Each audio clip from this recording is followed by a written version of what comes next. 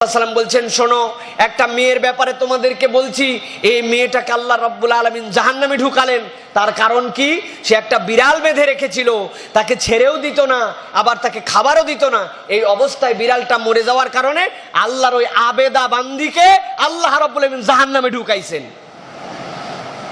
আমি কুকুরের প্রতি ক্রুয়েল। আপনাকে বলে নাই তো যে কুকুর আপনার বাড়ির মধ্যে ঢুকাই নিয়ে পুষতে হবে? সে তার আল্লাহর সৃষ্টি, রাস্তাতে হাঁটে, আপনি তার প্রতি অন্যায় করেন। কতক সময় গাড়ি চালায় যায়, গোনেই না যে এটা একটা প্রাণী হতে পারে, এইটা একটা পশু হতে পারে। ছোট কুকুরের বাচ্চা পায়ের উপর দিয়ে চালাই নিয়ে চলে গেছে, বিড়ালের বাচ্চা পায়ের উপর দিয়ে চালাই নিয়ে চলে গেছে। ক্রুয়েল আমরা।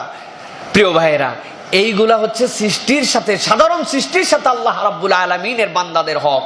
এমনকি গাছপালা, এইগুলো সবকিছু এই সাধারণ সৃষ্টির মধ্যে পড়ে। আগে মানুষ গাছ লাগাইতো, আর এখন গাছ লাগানো দূরের কথা, এখন